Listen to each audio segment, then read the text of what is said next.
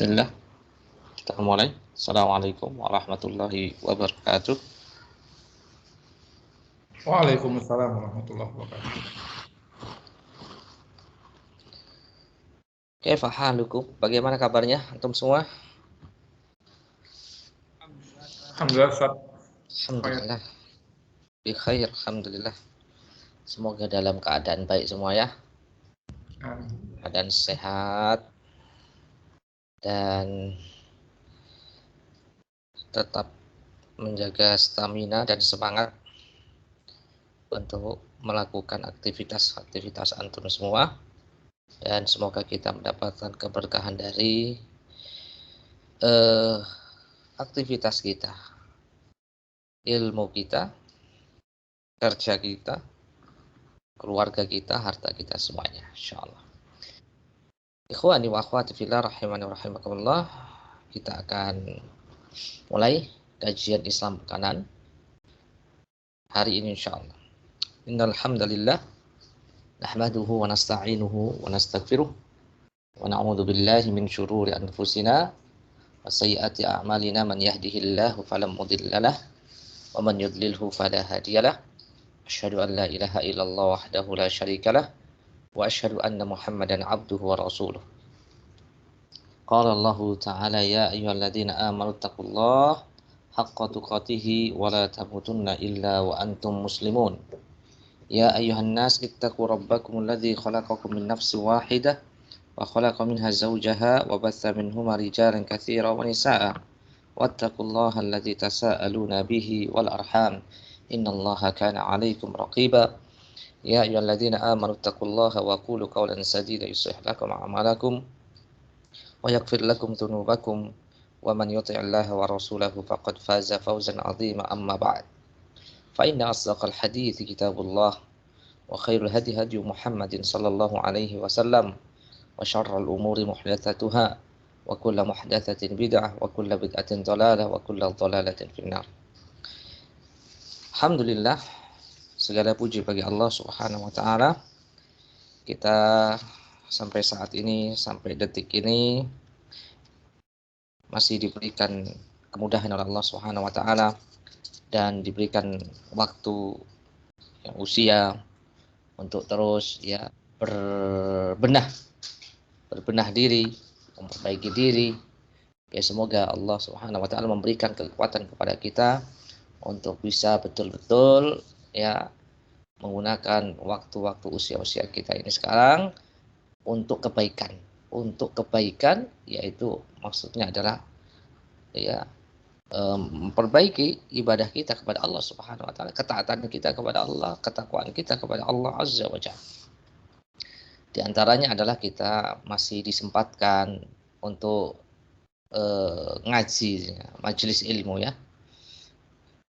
Insyaallah kita pertemuan kedua dalam menjelaskan materi manhaj. Di pekan kedua bulan September ini kita akan melanjutkan beberapa kaidah-kaidah dalam memahami dalil Al-Quran dan Sunnah, dan kaidah-kaidah, prinsip-prinsip dalam kita ini memahami agama Islam, agamanya hak ini. Jadi Islam itu adalah agama besar, agama yang hak. Jangan sampai kita ini karena salah jalan, salah metode, salah cara, tidak sampai ke tempat tujuan. Karena salah jalan.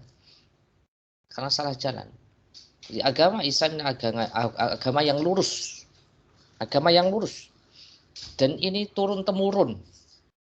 Dan merupakan warisan dari al-anbiya wal mursalin. Ya, karena mereka lah para rasul yang menerima amanah risalah dari Allah Subhanahu wa taala, sehingga kewajiban kita adalah untuk apa? Untuk meniti jalan lurus itu. Ya, bukan hanya meniti. Yang pertama menemukan jalan itu.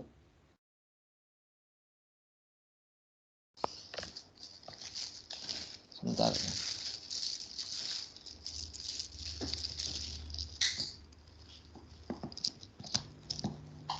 Menemukan jalan, kemudian meniti jalan tersebut. Ya. Jadi hidayah itu adalah dalam Al-Quran kita meminta kepada Allah, ihdinas siratal mustaqim. Ya Allah, tunjukilah kami jalan yang lurus. Ya. Ihdinas siratal mustaqim. Tunjukilah kami jalan yang lurus.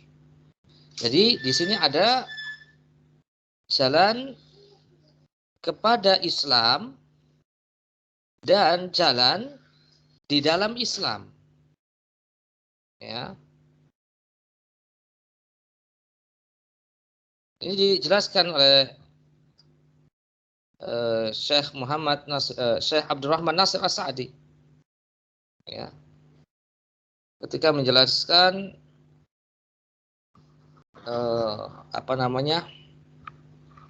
tentang sirat. Bahwasanya kita ini membutuhkan hidayah ila sirat dan hidayah fis sirat. Ya. Hidayah ila sirat dan hidayah fis sirat. Hidayah ke jalan yang lurus yaitu Islam, dan hidayah fis sirat. Ya, saya bacakan. Ya. Ihdinas siratal mustaqim. Allah Ta'ala berfirman, ihdinas siratal mustaqim, ya Allah. Ya Allah, tunjukilah kami jalan yang lurus. Aidullana wa arsyidna wa wafiqna lissiratal mustaqim. Lissiratil mustaqim wa huwa tariqul wadih al-musil ila Allah wa ila jannatihi wa ma'rifatul haq wal amal bihi. Kata Syekh dalam kitab Taisir Karimur Rahman, ketika kita minta kepada Allah, ya Allah, tunjukilah kami jalan yang lurus, maksudnya apa? Tunjukilah dan berikan kami, ya, bimbingan. Bimbinglah kami, tunjukilah kami, dan berikan taufik kepada kami untuk bisa, ya, sampai kepada siratal mustaqim. Jalan yang lurus. Apa itu? At-tariqul wadih al-musil ila Allah. Satu jalan yang terang benderang, jelas, yang bisa menyampaikan seseorang kepada Allah, wa ila jannatihi, dan kepada surganya.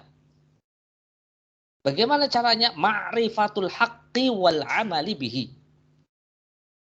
Yaitu dengan mengenali al-haq. Mengenali al-haq wal amal bihi. Serta mengamalkannya. Jadi Islam adalah agama ilmu dan amal sekaligus. Ketika kita mencari ilmunya pun nggak boleh sembarangan. Harus melalui metode-metode yang sudah diberikan isyaratnya oleh Allah dalam Al-Quran, di dalam sunnah, dalam hadis-hadisnya. Demikian pula yang dipraktekkan oleh orang-orang yang mereka menjadi pilihan.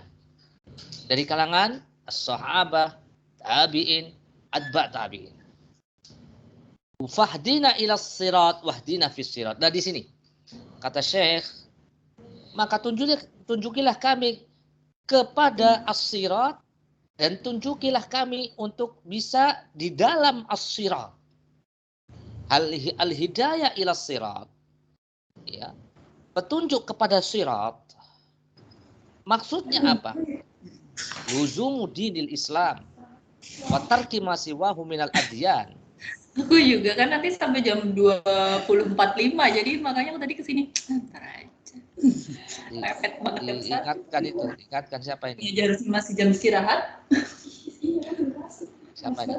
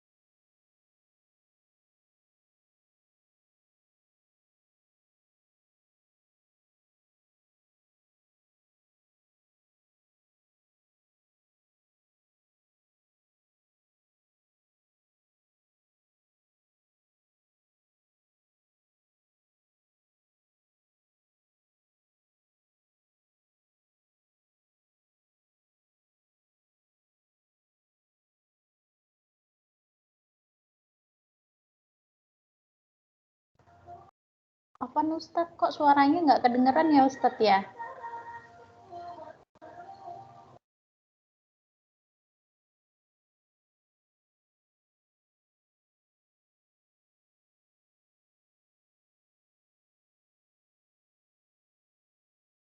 Baik, Masya Allah. Syukron diingatkan.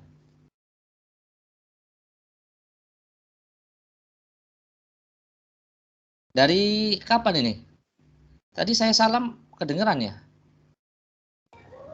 Tadi setelah Ustadz mengingatkan, Ustadz sampaikan tolong itu diingatkan gitu tadi Ustadz, habis itu terus nggak ada suaranya.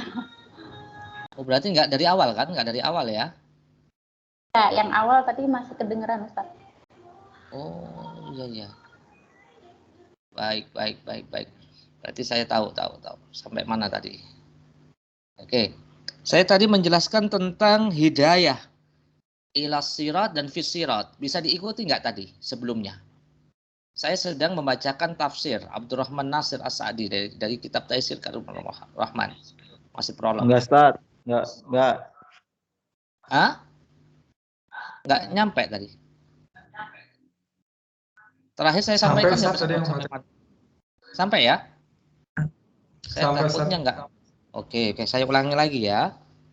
Saya tadi kaget, kirain dari awal. Iya, syukur diingatkan ya. Padahal saya tadi nggak unmute loh, nggak saya pencet. Qadarullah. Baik. Sebagai prolog, sebagai muqaddimah dulu ya, sebelum masuk ke masalah yang prinsip lagi, ini memang perlu dikuatkan ya, Kita ini sudah beragama Islam, punya agama Islam. Kemudian modal utama seorang untuk bahagia dunia dan akhirat. Tapi jangan sampai salah jalan. Agama Islam itu adalah agama yang hak. Agama hak ya. Kemudian jangan sampai kita ini dalam ya upaya dan usaha kita meniti atau menuju kepada al-haq kebenaran, kemudian menjalankan al-haq kebenaran itu jangan sampai salah. Jangan sampai salah. Sehingga kalau orang salah jalan, pemahamannya, pemikirannya, manhaj ini kan kita sedang membahas masalah manhaj ya. Manhaj itu metode, at-tariqah ya, at-tariq ya. Makanya yang kita minta setiap hari adalah at-tariq al-wadih al-musil ila Allah. Jalan yang lurus yang bisa menyampaikan kepada al-haq, kepada Allah, kepada surganya Allah Subhanahu wa taala. Dan ini adalah prinsip hidup seseorang yang mesti harus dilakukan, mau tidak mau. Ya, harus. Ini kewajiban. Ya, makanya kita minta ihdinas siratal mustaqim. Tunjukkan kami jalan yang lurus. Jalan yang lurus itu ada dua. Al-hidayah ilas sirat, al-hidayah fis sirat, kata Syekh Abdurrahman Nasir As-Sa'di. Yaitu petunjuk menuju kebenaran, menuju Islam, dan meninggalkan segala macam ya lawan dari kebenaran itu sendiri. Apa itu agama-agama yang tidak diridhoi oleh Allah dari selain Islam? Itu bukanlah ya permintaan kita. Ketika kita minta, ya Allah tunjukilah kami jalan yang lurus, itu ya dalam Islam. Tok wis, gak ada yang lain. Karena Islam yang mengajarkan kebenaran sebenar-benarnya secara mutlak. Al-haq itu min rabbika, dari Rabbmu. Ya, ma'rifatul haq wal amal bihi. Kita minta bisa sampai kepada al-haq kemudian mengamalkannya. Dan yang kedua al-hidayah fis sirat.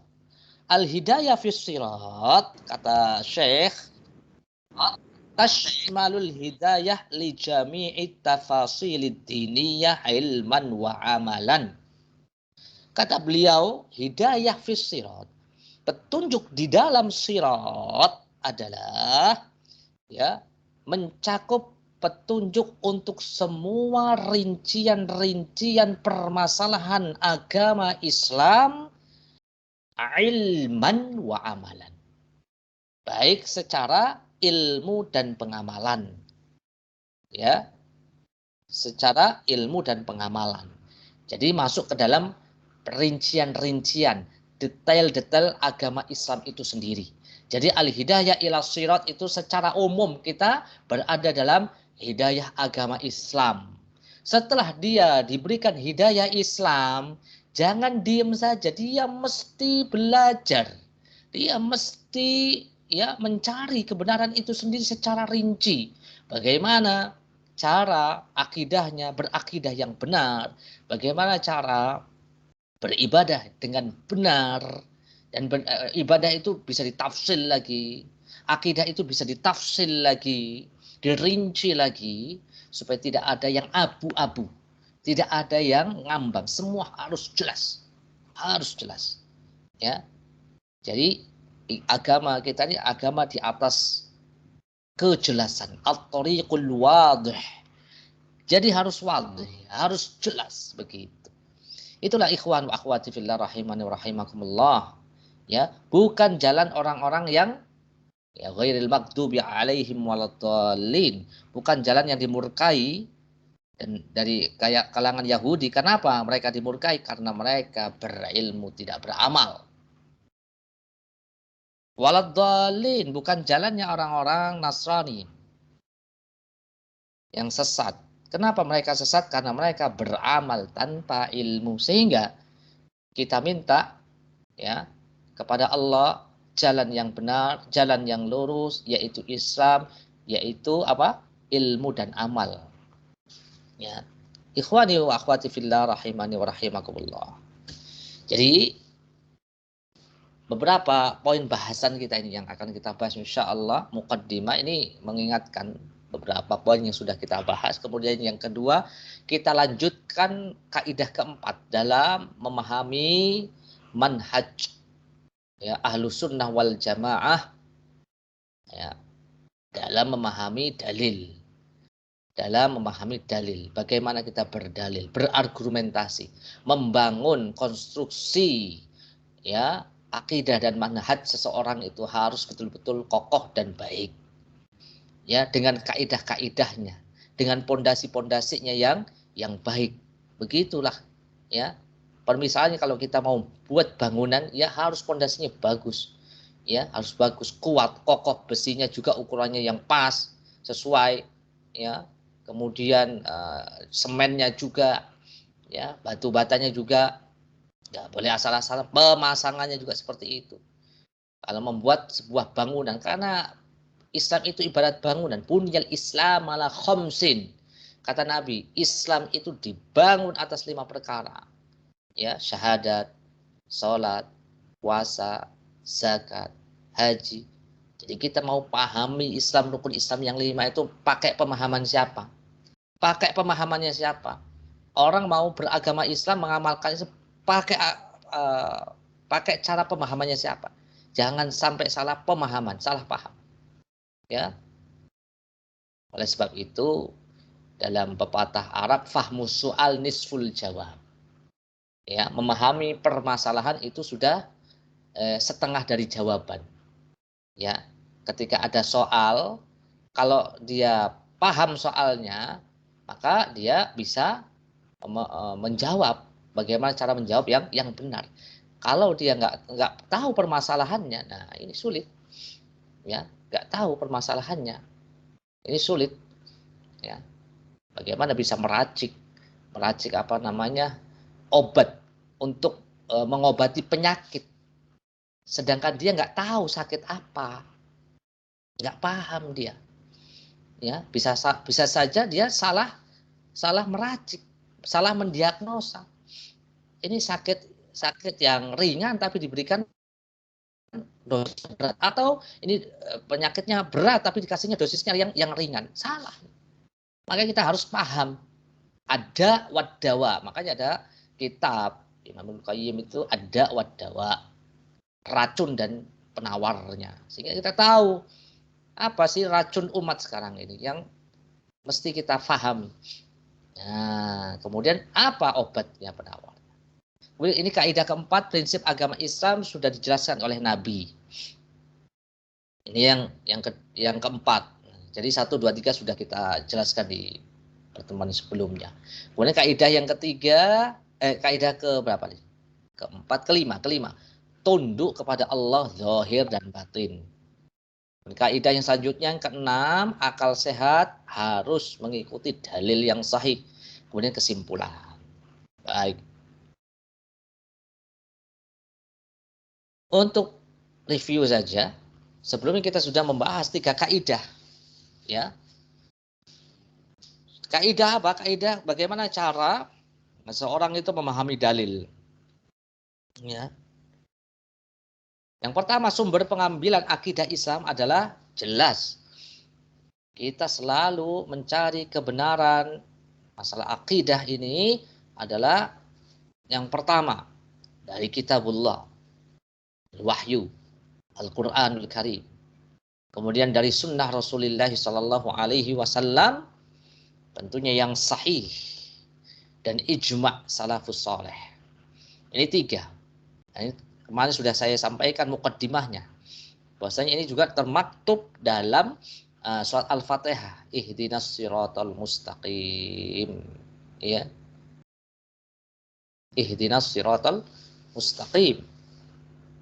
Ya. Yaitu tunjukilah kami jalan yang lurus.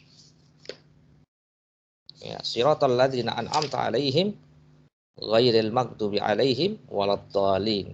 Jadi ihdinas siratal mustaqim itu adalah Quran dan sunnah. Kemudian ya, rukun ketiga dalam memahami dalil ada di dalam dalam ayat selanjutnya, siratal ladzina an'amta 'alaihim. Yaitu jalan yang telah engkau berikan anugerah kepada mereka, bukan jalan orang yang dimurkai dan bukan jalan orang yang sesat. Itu adalah pemahamannya para salaful soleh, ya, para sahabat, ya, dalam surat An-Nisa 69, minan nabiyyin wasiddiqin wasyuhada'i wassalihin, yaitu jalan yang diberikan nikmat kepada mereka dari kalangan nabi, siddiqin, orang yang membenarkan, as-siddiq. Dan as-siddiq yang pertama adalah membenarkan, orang yang pertama kali membenarkan Nabi SAW yang pertama adalah as-siddiq. Abu Bakar as-siddiq, sahabat ridwanullah alaihim ajma'in radhiyallahu ta'ala anhu. Ya. Minan nabiyyin wasiddiqin wasyuhada wassalihin. Dan orang-orang saleh. Ya. Dari kalangan para sahabat. Kemudian yang kedua, semua yang sahih dari sunnah Rasulullah SAW wajib diterima dan diamalkan meskipun jalur periwayatannya ahad, baik dalam masalah akidah maupun yang lainnya dari masalah-masalah selain akidah. Ini sudah disampaikan. Ya, Nabi juga mengutus seperti Mu'adz bin Jabal untuk mendakwahkan Islam. Ya, ini jalurnya jalur ahad. Tapi ini perintah dari Nabi, mesti kita terima. Dan Allah mengatakan wa ma atakum rasulu fakhudhuhu wa ma nahakum anhu fantahu. Apa yang diberikan Rasul ambil, dan apa yang dilarang Rasul tinggalkan. Ini umum semua. Ya, yang sahih walaupun jalur riwayatnya ahad hanya dari satu orang, maka tetap diambil. Ya. Kemudian yang ketiga yang dijadikan rujukan dalam memahami Al-Quran dan Sunnah adalah nas yang menerangkannya. Ya. Kemudian pemahaman salafus soleh dan pemahaman orang-orang yang mengikuti jejak mereka di kalangan para imam kaum muslimin. Semua yang telah sabit, yang tetap, yang sahih dari hal tersebut tidak boleh ditolak dengan kemungkinan lain dari sisi bahasa. Itu yang kita bahas ya, kaidah-kaidah dalam memahami dalil dan bagaimana kita ya mengenal agama Islam ya dengan kaidah-kaidah yang benar, dengan jalan yang benar. Kita lanjutkan di kaidah yang keempat. Apa ya? Kaidah keempat ini prinsip agama Islam. Ini sudah semua dijelaskan oleh Nabi kita Muhammad sallallahu alaihi wasallam. Ya. Ini kaidah yang keempat. Ya.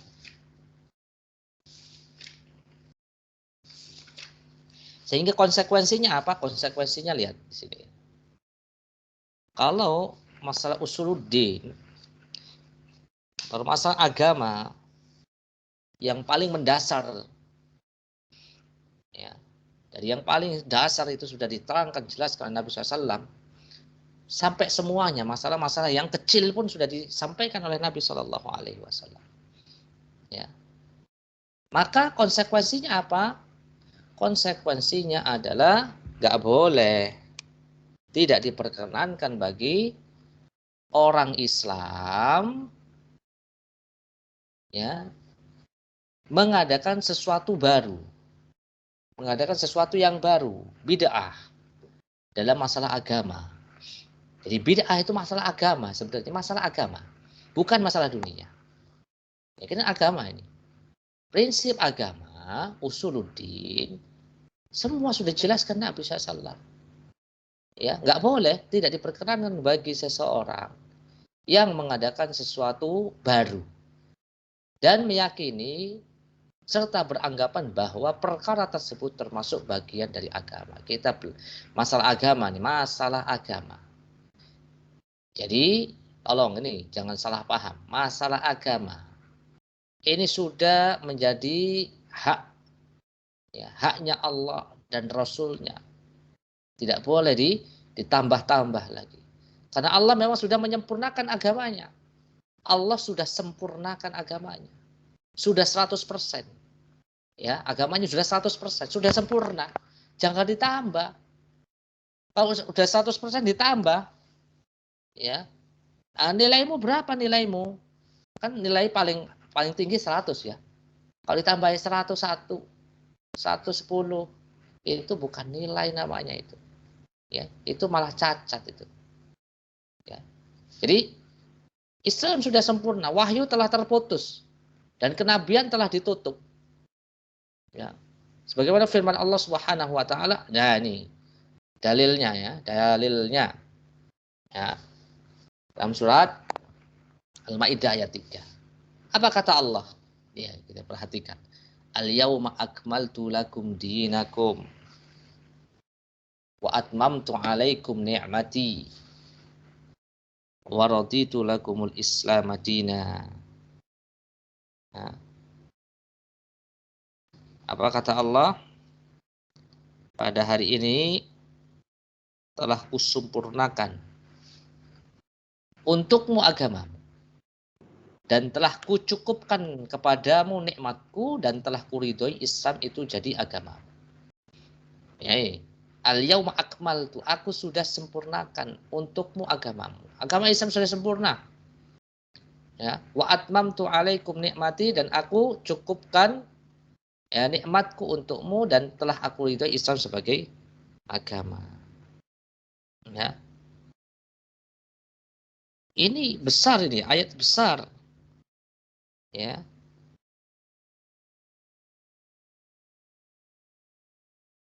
Bentar. Saya bacakan.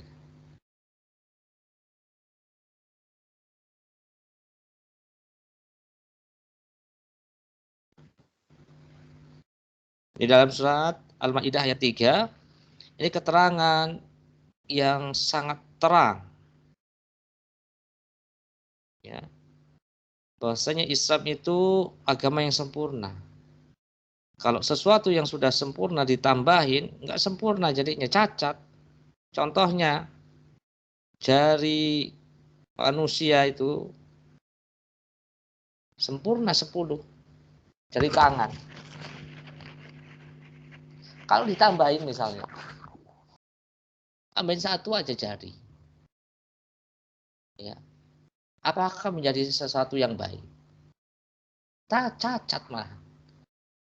Ada jari tangan 11. Ini bukan sesuatu yang bagus, nggak bagus. Cacat. Ya.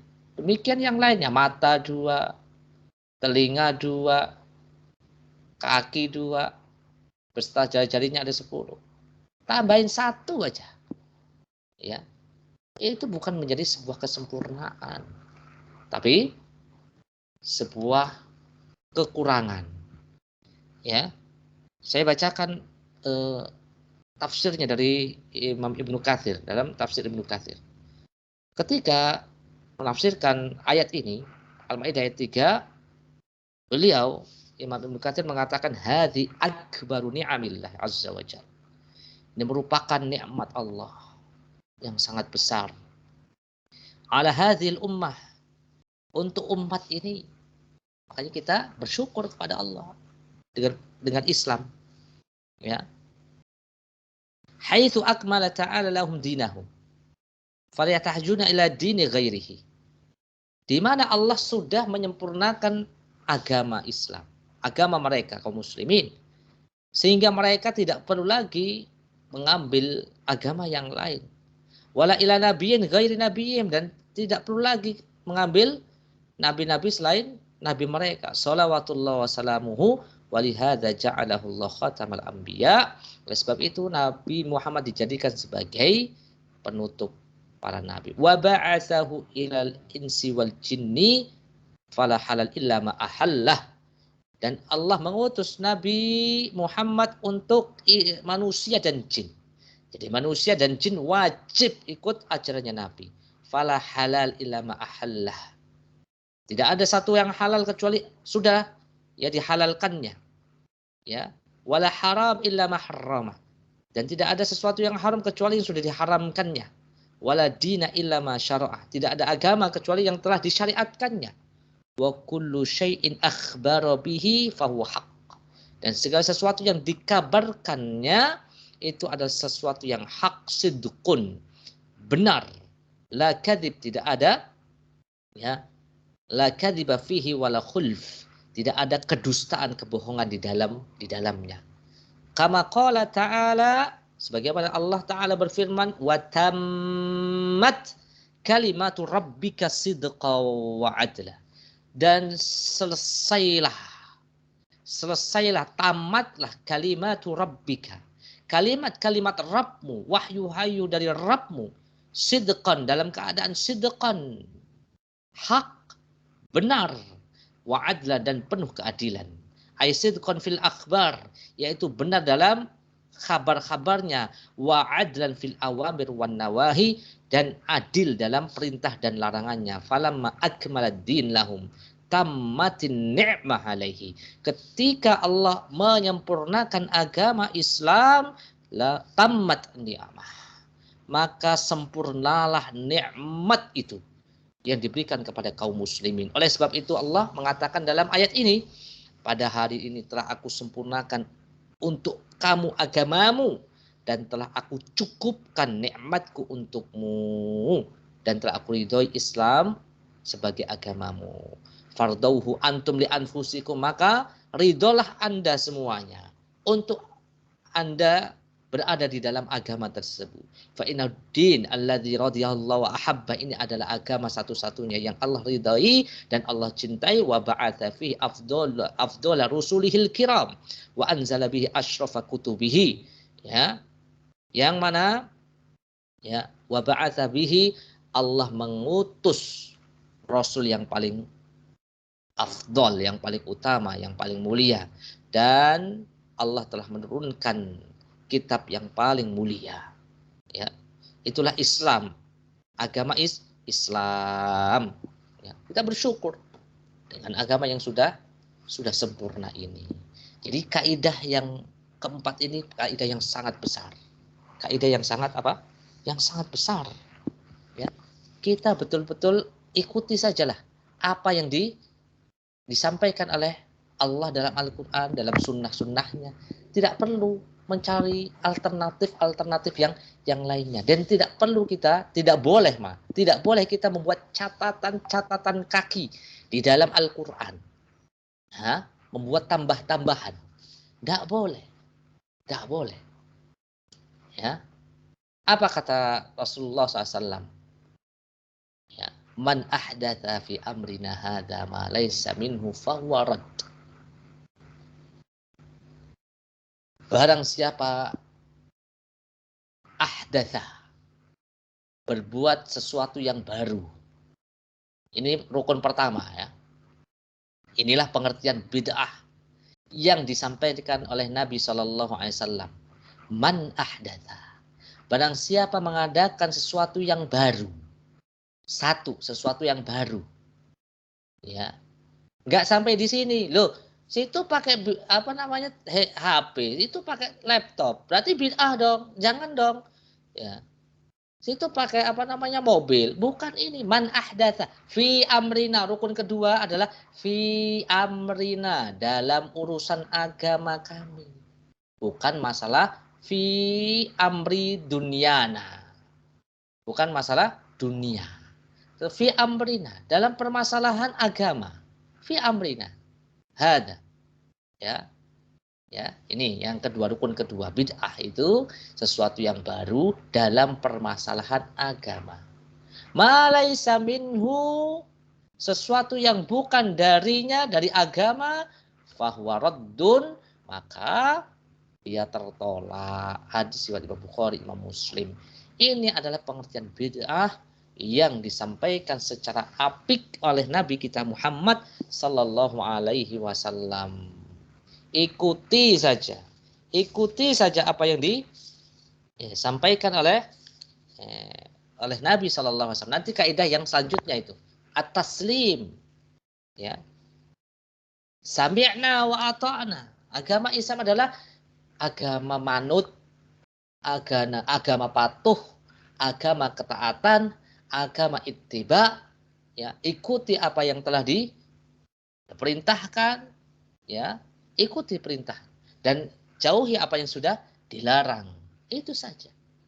Ya, dalam masalah agama seperti itu. Man ahdatsa, barang siapa membuat baru sesuatu yang baru, mengada-adakan sesuatu yang baru fi amrina, dalam masalah agama, malaisa minhu, yang tidak dijelaskan, diterangkan, tidak ada dalilnya, tidak ada dasarnya, minhu, dari agama itu sendiri, maka sama dengan ya, fahuwa raddun. Jadi rukun pertama man ahdatsa, yang kedua fi amrina hadza, yang ketiga ma laisa minhu. Hafalkan di sini nih.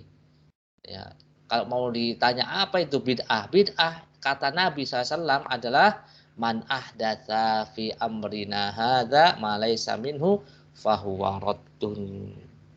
Ya, inilah bid'ah. Ya. Bukan bid'ah secara bahasa. Kalau secara bahasa ya sesuatu yang baru, baik dari agama ataupun dari dunia. Kalau agama haram, kalau dunia silahkan. Selama itu tidak berseberangan dengan Islam, silahkan. Antum a'lamu bi umuri dunyakum. Kata Nabi SAW, antum itu lebih tahu masalah dunia kalian, silahkan, nggak masalah. Ya. Nah, ini kita bicara masalah agama. Jadi jangan sampai keluar dari jalur. Kita ngomong masalah agama, situ malah keluar dari masalah agama. Dan itu dikeluarkan keluar. Dan dituduh kita dengan yang macam-macam. Nah, begitu. Ya, kita hanya sampaikan apa yang dikatakan oleh Allah, apa yang dikatakan oleh Rasul, yang diperintah ini, yang dilarang ini larang dari Nabi. Ini larang dari Nabi. Nah, karena apa? Karena memang Islam sudah sempurna. Sudah sempurna. Paripurna. Sudah besar Islam itu. Ya, sudah besar. Ya, nggak usah ditambah-tambah lagi. Kita mau mengamalkan Islam yang besar ini sudah mungkin nggak bisa kita. Jangan ditambah-tambah lagi sama yang nggak ada di dalam Islam, tidak diajarkan dalam Islam. Kita mau bangun tidur, ya, kita bangun tidur sampai mau tidur lagi itu semuanya diajarkan oleh Nabi SAW. Doa-doanya, ya, sampai doa mau tidur aja sampai 20-an macam. Ya, bangun tidur ada doanya juga, ada sunnah-sunnahnya juga. Ya, semua banyak ini. Banyak sunnah-sunnah yang masih ditinggalkan, yang harus mesti dipelajari, dibuka kembali. Ya, bagaimana Nabi mengajarkan adab-adab. Masalah adab nih. Belum masalah akidah. Besar sekali Islam itu. Besar. Ya, jangan malah nambah-nambah yang lain. Ya. Kalau mau sesuai dengan sunnah saja ini besar, berat, apalagi ditambah yang lain. Udah ikuti saja. Kemudian yang sabda Nabi yang lain adalah ma baqiya syai'un yuqarribu minal jannati wa yubaidu minan nar illa waqad buyyina lakum. Dan tidak ada tersisa sedikit pun, tidak tertinggal sesuatu pun, sedikit pun, yuqarribu minal jannah, hal-hal yang bisa sekiranya yuqarribu, mendekatkan ke surga, wa yubaidu minan nar, dan bisa ya sekiranya menjauhkan dari neraka, illa kecuali waqad buyyina lakum, telah dijelaskan untuk kalian. Sudah jelas, telah dijelaskan semuanya, enggak tersisa satu pun. Ya, enggak tersisa sudah. Makanya ya, ini antara ya ajaran kebaikan ini sudah diajarkan oleh Nabi SAW. Ya, seorang pengen masuk surga, jauhkan dari neraka, ya kembali kepada Al-Quran dan Sunnah. Ikuti Nabi. Nah ini, para ulama menyatakan bahwasanya hakikat bid'ah sesuatu yang baru, ya. Ya, sesuatu yang baru dalam perkara agama. Yang ketiga adalah bukan dari ajaran Islam, tujuannya adalah ibadah. Ya, ini dijelaskan, dikatakan ya dalam hadis tadi sebenarnya. Man ahdatsa, sesuatu yang baru, fi amrina, dalam perkara agama. Ya, ma laisa minhu, bukan dari ajaran Islam. Ya. Kemudian jelas tujuannya adalah ibadah. Ibadah. Ya. Ibadah ya. Dalam masalah ibadah. Nah, maka ini adalah batasan, dawabitnya. Ya. Bid'ah, disebut bid'ah itu seperti itu. Sebagaimana dikatakan oleh Imam Syatibi. Imam Syatibi, al-bid'atu tariqatun fid din.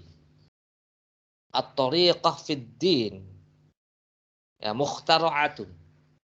Bid'ah adalah cara baru. Nah, berarti ini baru, sesuatu yang baru. Ya. Cara baru fid din, dalam agama. Fid din. Ya. Yang dibuat menyerupai syariat, tudahis syar'iyyah. Ya. Yang menyerupai syariat, ya. Bukan sesuatu yang baru dalam masalah agama, ya. Yuqsadu bihi suluk 'alaiha al-mubalaghah fi ta'abbud lillahi subhanahu wa ta'ala. Ya. Jadi cara yang baru dalam perkara agama yang dibuat-buat menyerupai syariat, ya. Dibuat-buat, yang dibuat bukan dari Islam, bukan dari Islam, yang dibuat-buat menyerupai syariat. Ya, tujuannya apa? Tujuannya adalah al-mubalaghah fi ta'abbud lillah subhanahu wa ta'ala. Yaitu berlebih-lebihan dalam menjalankan ibadah. Nah, ibadah. Ini adalah ya dawabit atau perkara sesuatu disebut dengan bid'ah. Ya. Makanya Imam Ibnu Umar mengatakan semua bid'ah itu sesat. Ya. Semua bid'ah itu sesat.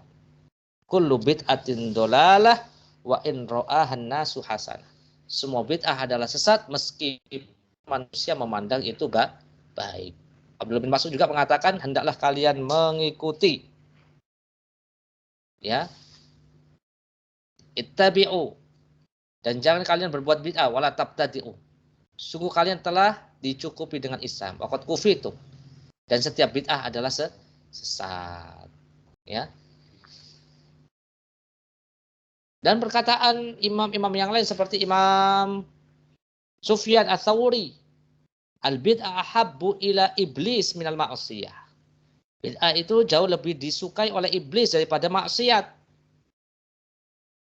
Wal maksiyatu yutabu minha, maksiat itu bisa diharapkan taubatnya. Wal bid'atu la yutabu minha, adapun bid'ah itu tidak ya bisa diharapkan atau kecil kemungkinan diharapkan taubat darinya. Kenapa? Karena dia melakukan itu dengan niat ibadah atau dengan keyakinan ibadah. Sulit. Ngapain saya mesti taubat? Orang saya berada dalam kebenaran, saya beribadah kepada Allah. Apa salahnya? Ya, apa salahnya begitu? Nah, inilah yang dikhawatirkan oleh para ulama, di antaranya Sufyan Ats-Tsauri rahimahullah rahmatan wasi'ah. Oke, kita baca nih keterangan dari Syekh Muhammad bin Shalih Al-Utsaimin rahimahullah. Beliau mengatakan, saya berpesan kepada mereka yang terjerat dalam perbuatan bid'ah yang mungkin ia mempunyai tujuannya baik, ya tujuannya baik dan menghendaki kebaikan, niat baik, tujuannya baik, ya. Tapi apabila Anda memang menghendaki kebaikan, demi Allah tidak ada jalan yang terbaik melainkan jalan yang telah ditempuh oleh salafus saleh, para sahabat radhiyallahu anhu. Ya, wahai saudaraku, berpegang teguhlah kepada sunnah Rasulullah SAW, ikuti jejak salafus saleh dan laksanakan apa yang mereka amalkan, dan perhatikan apa hal itu merugikan Anda. Kalau kita hanya mengikuti sunnah Rasul, mengikuti jejak salafus saleh, apa itu merugikan kita? Enggak sama sekali, tidak sama sekali. Ya, oleh sebab itu agama Islam adalah agama yang mudah. Ya, kita hanya ittabi'u, kata Abdullah bin Mas'ud, ittabi'u, ikuti saja, ikuti, wala tabtadi'u, jangan buat yang baru-baru, sesuatu yang baru. Waqad kufitum, sungguh kita sudah dicukupkan dengan apa yang ada, cukup, bahkan lebih dari cukup, lebih dari cukup. Islam itu sudah sangat besar. Nah, ini kaidah ya yang keempat. Yang pertama dalam kajian ini, atau keempat, ya melanjutkan kaidah yang sebelumnya. Lanjut ke kaidah yang kelima. Kaidah kelima adalah di antara kaidah yang besar dalam Islam, kita mestinya at-taslim. Taslim itu tunduk. Tunduk kepada Allah dan Rasul-Nya. Ya. At-taslim secara zahir dan batin.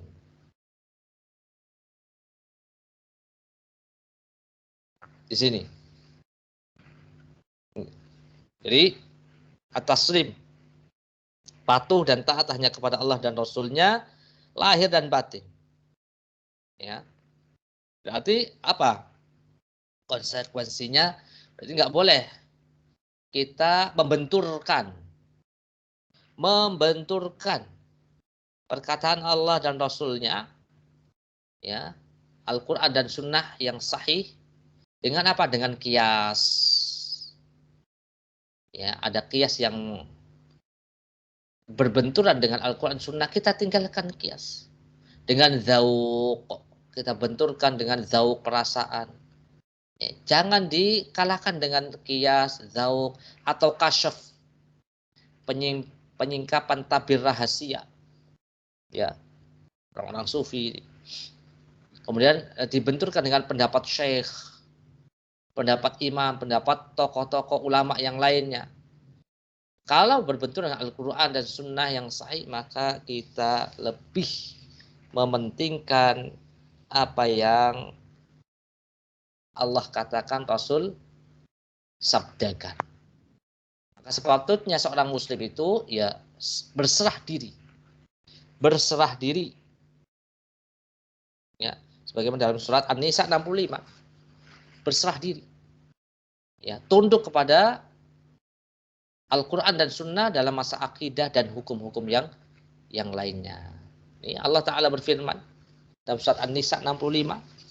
Fala warabbika la yu'minuna hatta yuhakkimuka fima syajara bainahum thumma la yajidu fi anfusihim harajan mimma qadaita wa yusallimu taslima. Fala warabbika, kata Allah, maka demi Tuhanmu, la yu'minun, tidaklah mereka itu beriman. Sampai kapan? Hatta yuhakkimuka, sampai mereka menjadikan ka anta wahai Rasul sebagai hakim, sampai mereka menjadikan kamu hakim yang memutuskan, satu-satunya hakim yang memutuskan terhadap apa? Fima syajara bainahum, terhadap perkara yang mereka perselisihkan. Ya, mereka perselisihkan. Ya. Kalau kita berselisih, maka jadikan hakimnya adalah nabi. Kalau enggak, berarti tidak la yu'minun, tidak beriman. Tsumma la yajidu fi anfusihim haraja. Kemudian mereka tidak mendapatkan diri mereka merasa harajan, keberatan. Jangan keberatan kita terhadap apa? Keputusan Nabi. Mimma qadaita, terhadap apa yang engkau putuskan wahai Nabi, dan mereka hendaknya yusallimu taslima. Mereka itu menerima dengan sepenuhnya, yusallimu taslima. Taslim itu menerima, tunduk, patuh, ya, nggak keberatan, harajan tidak keberatan. Dan itu syarat seseorang itu disebut dengan beriman. Kalau tidak seperti ini, maka jauh dari keimanan mereka ini. Ya berselisih terus. Islam dengan Islam yang lain akan terus gontok-gontokan, terus berselisih, terus konflik. Ya, masalah agama ini nggak akan ketemu. Kenapa? Karena penyakitnya satu, nggak mau menjadikan Nabi sebagai hakim dan nggak mau dengan keputusan Nabi Shallallahu Alaihi Wasallam, dan itu sudah termaktub dalam Al-Quran, termaktub dalam As-Sunnah. Mereka keberatan karena mungkin kepentingan duniawinya atau kepentingan kekuasaannya, politiknya, ya, karena nggak selaras, karena nggak sejalan dengan kepentingan dunianya, maka dia tinggalkan Al-Quran dan Sunnah, dan dia lebih memilih kepada kehidupan dunianya. Ya, entah itu karena dia sudah ditokohkan, karena gila kekuasaan, gila kehormatan, gila harta, dan yang lainnya, dari hawa nafsunya. Maka oleh sebab itu disebut seorang beriman, ya, maka kembalikan setiap yang diperselisihkan kepada Rasulullah sallallahu alaihi wasallam dengan ini di sini wa yusallimu taslima, dengan setaslim-taslimnya. Ya. Makanya Imam Az-Zuhri mengatakan minallahir risalatu wa 'alar rasulil balaghu wa 'alaina taslimu. Risalah itu dari Allah, Islam itu dari Allah, ya. Wa 'alar rasulil balaghu, kemudian atas Rasulullah penyampaiannya. Islam itu dari Allah, disampaikan oleh Rasul kepada sahabat, kemudian sampai kepada kita. Dan itu sudah selesai urusannya. Sudah dijelaskan, sudah diselesaikan amanahnya oleh Rasulullah SAW. Al-yauma akmaltu lakum dinakum wa atmamtu alaikum ni'mati wa raditu lakum al-Islam madinah. Dan itu sudah mendapatkan stempel oleh Allah Subhanahu wa taala bahwasanya Nabi telah menyampaikan semua apa yang menjadi amanah Nabi untuk menyampaikan apa? Risalah besar dari agama Islam ini. Sudah selesai, sudah sempurna. Dan tadi sudah disebutkan dalam hadis, tidak ada sesuatu pun tersisa, sedikit pun tidak tersisa, kecuali sudah disampaikan oleh Nabi kita Muhammad SAW. Baik itu yang bisa mendekatkan ke surga, atau baik itu yang bisa menjauhkan ke neraka. Semua sudah disampaikan sempurna. Jadi, kewajiban kita hanyalah wa alaina taslim, kata Imam Az-Zuhri. Maka kewajiban kita sekarang adalah taslim wa yusallimu tasliman. Allah sudah menurunkan risalahnya. Nabi sudah menjalankan amanah untuk menyampaikan kepada umatnya. Ya, umatnya ini kita sekarang, umatnya Nabi Muhammad adalah kewajibannya wa yusallimu taslima. Ya. Sami'na wa ata'na. Kita juga harus sami'na wa ata'na. Ya, dalam surat An-Nur 51. Innama kana qaulal mu'minin. Adalah perkataan kaum mukmin idza du'u ila Allah wa rasulih, Jika mereka diajak untuk kembali kepada Allah dan Rasul-Nya, liyahkuma bainahum, untuk mereka memutuskan perkara di antara mereka, apa?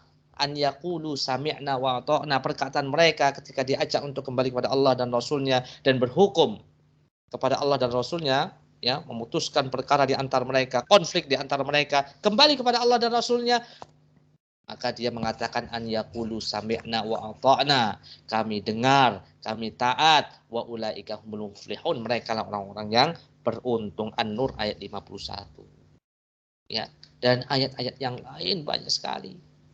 Ketika kita taat kepada Rasul, wa may yuti'ir rasul faqad ata Allah. Kalau kita taat kepada Rasul, hakikatnya adalah kita taat kepada Allah. Surat An-Nisa 80. Ya. Jadi inilah kaidah yang besar yang mesti kita talqinkan, kita ingatkan kepada umat, ya. Dan perintah Allah Subhanahu wa taala, ya, dalam surat apa nih? Al-An'am ayat 14. Qul inni umirtu an akuna awwala man aslama wa la takunanna minal musyrikin.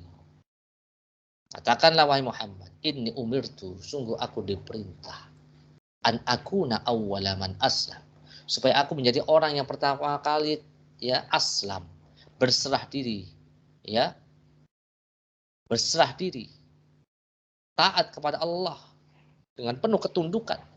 Wala takunanna minal musyrikin, jangan sekali-kali kamu menjadi termasuk orang-orang yang musyrik. Kemudian Allah Ta'ala berfirman dalam surat apanya? Al-An'am 124. Wa idza ja'atuhum ayatun qalu lan nu'mina hatta nu'ta mithla ma utiya Rasulullah. Allahu a'lamu haitsu yaj'alu risalatah sayusibul ladzina ajramu sagharun 'indallah wa 'adzabun syadidun bima kanu yamkurun. Apabila datang sesuatu ayat kepada mereka, mereka berkata, kami tidak akan beriman sehingga diberikan kepada kami yang serupa dengan apa yang telah diberikan kepada utusan-utusan Allah. Ya, Allah lebih mengetahui di mana dia menempatkan tugas kerasulan. Orang-orang yang berdosa nanti akan ditimpa kehinaan di sisi Allah dan siksa yang keras disebabkan mereka selalu membuat tipu daya. Ya, bima kanu yamkurun. Nah, ini di antara dalil-dalil wajibnya kita taslim, mengikuti apa yang diperintah oleh Allah dan Rasul-Nya. Ya, jangan kita tolak, nggak boleh. Apalagi berani-beraninya kita mengatakan sesuatu yang tidak ada ilmunya. Wala taqfu ma laysa laka bihi ilm. Innas sam'a wal basara wal fuada kullu ulaika kana anhu mas'ula. Jangan kamu mengikuti sesuatu yang tidak kamu ketahui, karena pendengaran, penglihatan, dan hati nurani pasti akan dimintai pertanggungjawabannya. Ya, Al-Isra ayat 36. Ya. Baik. Sekarang masuk ke kaidah yang ke-6. Ini kaidah yang terakhir di pertemuan kita kali ini, insyaallah. Ya, kaidah ke-6 dalam memahami manhaj akidah Islam kita ini. Dalam kita ini beragama ini. Cara yang benar memahami akidah Islam adalah akal sehat. Akal sehat. Semoga kita diberikan akal sehat oleh Allah Subhanahu wa taala. Tidak akan mungkin bertentangan dengan dalil sahih. Jadi akal sehat tidak mungkin bertentangan dengan dalil sahih dari Al-Quran dan Sunnah. Sehingga tidak ada alasan seseorang ini lebih mengutamakan akalnya, ya, daripada dalil, ya. Karena yang paling inti, yang paling benar ini adalah dalil dari Allah Subhanahu wa taala dan dari Nabi SAW. Ya, Allah yang telah menurunkan risalahnya kepada Nabi Muhammad SAW, orang yang paling berakal dan paling sehat akalnya adalah Nabi Sallallahu Alaihi Wasallam. Ya, sehingga tidak akan pernah bertentangan, karena ini sudah sudah mujarrab, sudah berjalan, ya, sudah terbukti. Al-Quran itu diterima, dibaca oleh Nabi, utusan Allah, kemudian disampaikan, diajarkan kepada para sahabat, manusia-manusia pilihan, ya, pejuang-pejuang Islam, dan mereka adalah orang-orang yang sangat sehat akalnya, yang sangat kuat pemahamannya, yang sangat dalam ilmunya, yang sangat baik keadaannya, yang sangat lembut dan bahkan baik sekali hatinya. Itulah para sahabat ridwanullah alaihim ajma'in. Ya, di sini disebutkan oleh Syekh Saleh Fauzan. Beliau mengatakan kesimpulan hadis Ali, ya, Ali bin Abi Thalib, ya, nanti akan kita baca, adalah agama bukanlah berdasarkan logika, namun agama itu berdasarkan dalil atau wahyu. Sungguh Allah sangat bijak dalam menetapkan hukum dan tidaklah dia mensyariatkan kecuali ada hikmah di dalamnya. Ya. Ini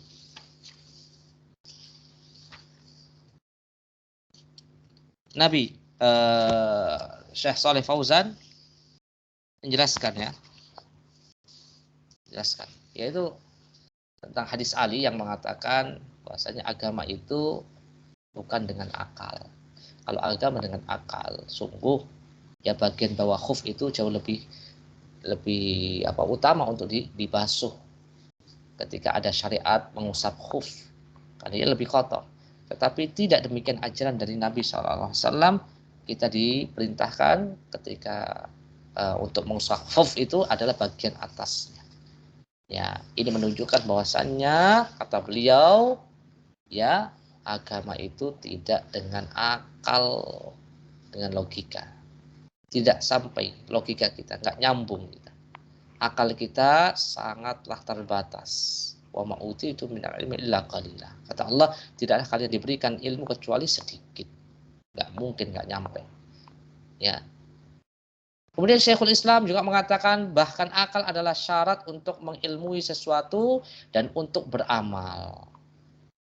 Demikian pun kata Syekhul Islam, akal tetap merupakan syarat untuk mengilmui, memahami, ya, syariat, dan juga untuk beramal dengan baik, ya, dan sempurna. Akal pun akan menyempurnakan ilmu dan amal. Ya, akan tetapi akal tidak bisa berdiri sendiri. Jadi akal bisa berfungsi jika dia memiliki insting dan kekuatan, sebagaimana penglihatan mata bisa berfungsi jika ada cahaya. Apabila akal mendapat cahaya iman dan Al-Quran, nah, barulah akal akan seperti mata yang mendapatkan cahaya. Jika sendiri tanpa cahaya, akal tidak akan bisa melihat atau mengetahui sesuatu.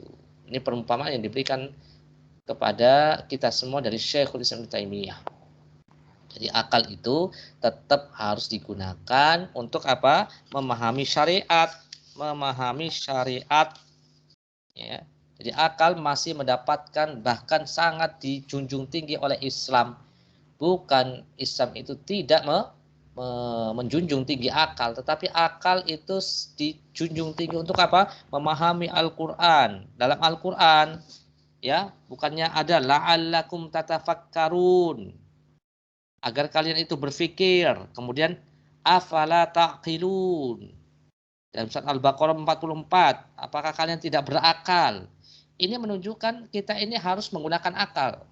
Atamuruna nasa bil birri wa tansawna anfusakum antum tatlunal kitab afala taqilun, kata Allah. Apakah kalian itu menyuruh manusia berbuat baik kemudian engkau melupakan diri kalian dan kalian itu membaca Alkitab, afala taqilun? Tidakkah kalian menggunakan akal kalian? Kemudian Al-Qur'an juga, ya, itu diturunkan untuk ditadabburi. Ditadabburi itu maksudnya dipelajari. Itu semua adalah, ya, penekanan dari Al-Quran untuk apa? Supaya kita menggunakan akal kita. Afala yatadabbaruna al-Quran walau kana min 'indi ghairillah lawajadu fihi ikhtilafan katsira. Ya, tidakkah kalian itu mentadabburi Al-Quran? Kalau Al-Quran tidak berasal dari sisi Allah, maka kalian akan mendapatkan perselisihan yang sangat banyak. Ya, ini. Ya, di sini. Jadi agama ini bukanlah dengan logika, agama mesti dibangun di atas wahyu. Ini yang pertama. Jadi wahyu yang pertama. Dalam meyakini satu akidah Islam mesti dengan wahyu. Kemudian dalam menetapkan sesuatu amalan dan hukum itu juga dengan wahyu. Kalau seandainya agama dengan logika, maka tentu bagian bawah sepatu khuf lebih pantas diusap daripada bagian atasnya. Namun praktek Rasulullah SAW, ya, Nabi mengusap bagian atas khufnya. Kalau logika bertentangan dengan dalil, maka dalil tetap harus dimenangkan atau didahulukan. Ini hadisnya ya, hadis dari Ali. Ya, Ali mengatakan, "Laukana dinu birra'yi lakana asfalul khuffi aula bil mashi min a'lahu." Ya, seandainya agama dengan akal, maka tentu bagian bawah khuf sepatu itu lebih pantas untuk diusap daripada atasnya. Karena yang kotor di bawah. Ya. Wa qad ra'aitu Rasulullah sallam yamsah ala zahiri khuffai. Sungguh aku pernah melihat Rasulullah sallam mengusap khuf sepatunya itu bukan bagian bawahnya, tapi bagian atasnya. Hadis riwayat Abu Daud. Ini menunjukkan apa? Ya, ad-din al-mabni alal dalil. Agama ini didasari, dibangun atas dasar apa? Wahyu dari Allah Subhanahu wa taala. Ya, kalau akal bisa mencerna, menerima, mendapatkan hikmahnya, faedahnya yang masuk akal, alhamdulillah. Ya, kalau tidak berarti kita kembalikan kepada Allah, tetap kita dengan sam'an wa ta'atan. Kita tetap mendengar dan sami'na wa ata'na. Karena itu syarat. Ya, tidak ada ruang bagi kita untuk memberikan usul, memberikan keberatan. Hatta yuhaqqimuka fima syajara bainahum tsumma la yajidu fi anfusihim haraja. Tidak boleh kita berkeberatan dengan apa yang diputuskan oleh Rasulnya. Nah, maka di sini ada sikap yang ekstrim dan sikap yang kedua ya, yang meremehkan untuk mendudukkan akal. Sikap pertama ada yang menjadikan akal satu-satunya landasan dalam memahami ilmu. Kalau enggak berarti tetap dia ya mengikuti akalnya. Jadi Al-Quran atau dalil syar'i, hadis-hadisnya itu dijadikan sebagai pengikut akalnya. Kalau misalnya Al-Quran, jadi yang jadi ukuran itu adalah akal mereka. Ya, akal pun dianggap sebagai sumber pertama dan dianggap akal tidak butuh pada Al-Quran. Ini sikap yang dimiliki oleh ahlul kalam filsafat. Ya, ahlul kalam atau filsafat yang mendahulukan akal daripada nakal. Ya, ahlul kalam. Ya. Kemudian sikap yang kedua meremehkan. Mereka mencela, menjelek-jelekan akal, logika yang jelas-jelas tegasnya serta mencela dalil logika secara mutlak. Ini sikap orang-orang sufi. Ini juga meremehkan. Jadi akal tidak dipakai. Jadi sikap yang benar adalah bagaimana dalam mendudukkan akal ini. Maka yang pertama, akal adalah merupakan ya petunjuk, merupakan modal untuk apa? Mengetahui dalil syar'i, dalil Al-Quran dan Sunnah. Perlu akal. Tadi sudah disebutkan dalil-dalilnya ya. La'allakum tatafakkarun, afala yatadabbarun Al-Quran, ya, afala taqilun. Ini sudah diisyaratkan oleh Allah Subhanahu wa taala dalam Al-Quran. Gunakan akalmu itu. Akal tidak bisa berdiri sendiri namun butuh pada dalil. Tadi diibaratkan oleh Syekhul Islam Ibnu Taimiyah, akal itu ibarat mata. Jadi ketika kita dalam kegelapan nggak mungkin kita bisa melihat kecuali harus ada cahaya. Cahayanya itu adalah dalil, nakal. Nggak bisa sendiri. Kemudian yang ketiga, jika akal bertentangan dengan dalil, maka akal harus tunduk kepada dalil syar'i. Dalil syar'i. Karena akal kita ya, sehebat apapun, sepintar apapun, secerdas apapun, itu terbatas ilmunya manusia, ilmunya makhluk. Sedangkan ilmunya Allah tidak terbatas, tidak terhingga. Ya, tidak terhingga. Ya. Kita mikirin nyawa kita sendiri aja nggak kelar-kelar. Ini nyawa ini modelnya kayak apa? Nggak ada satupun yang bisa membuat laboratorium yang bisa meneliti bagaimana bentuk nyawa manusia. Nggak bisa. Ya, ini satu saja yang ada di dalam diri kita. Nggak paham kita ini. Yang tahu hanya Allah Subhanahu wa taala. Wa yas'alunaka 'anil, nggak bisa kita mengendalikan roh kita, nggak bisa nyawa kita. Semuanya ada di tangan Allah Subhanahu wa taala. Yas'alunaka 'anil ruh. Mereka bertanya kepada Muhammad tentang perkara roh. Qulir ruh min amri rabbi. Katakan Muhammad, roh itu dari apa namanya? Urusan Rabbku. Wa ma utitum minal ilmi illa qalila, sedangkan kamu diberi pengetahuan hanya sedikit. Al-Isra 85. Ya. Allah maha alim, ilmunya sempurna. Adapun ilmu kita tidak sempurna, banyak kekurangannya. Ya'lamu ma baina aydihim wa ma khalfahum wa la yuhituna bihi ilma. Dialah Allah mengetahui apa yang di hadapan mereka yang akan terjadi dan apa yang ada di belakang mereka yang telah terjadi, sedangkan ilmu mereka tidak dapat meliputi ilmunya Allah Subhanahu wa taala. Quran surat Toha ayat 110. Ya. Jadi kita harus dahulukan mana? Dalil. Dalil itu wahyu dari Allah. Kemudian yang keempat, akal logika yang benar, yang sehat, tidak mungkin bertentangan dengan dalil Al-Quran dan Sunnah. Adapun akal yang tercela, yang rusak, adalah akal yang bertentangan dengan dalil Al-Quran dan Sunnah. Ya, itulah ikhwan wa akhwati fillah rahimani wa rahimakumullah. Pentingnya kita belajar agama dengan metode-metode yang sudah dibuat oleh para ulama, kaidah-kaidahnya, supaya kita tidak salah jalan, supaya kita tidak salah paham. Ya, kalau sudah salah jalan, salah paham, ya nanti kesesatan yang sampai. Ya, kalau kita bertanya ya masalah alamat saja kepada orang yang nggak paham, nggak tahu, tapi memaksakan diri untuk menjawab, akan menyesatkan. Ya, kalau kita bertanya tentang masalah ya dunia saja, ya misalnya kita ya ada masalah dengan di BP aja sendiri, ya misalnya ada masalah matematika, ya mestinya diarahkan kepada guru matematika, tidak kepada guru IPS misalnya, karena terbatas kemampuannya dan malah bisa menyesatkan, apalagi kepada orang yang bukan guru misalnya, ya bukan guru, ya dan nggak pernah belajar. Itu masalah dunia, apalagi masalah akhirat ini penting, ya penting. Ya. Baik, kesimpulannya pertama, semua perkara usuluddin telah dijelaskan dalam Islam. Usul ini adalah perkara yang usul pokok, ya pokok, dijelaskan dalam Islam sudah semuanya.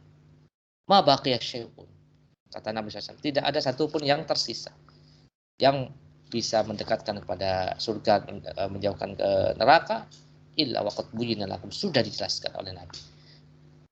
Maka konsekuensinya adalah yang kedua, tidak diperkenankan bagi seorang mengadakan sesuatu yang baru, bid'ah, sambil beranggapan bahwa ia termasuk bagian agama. Ini 1 dan 2 ini satu kesatuan.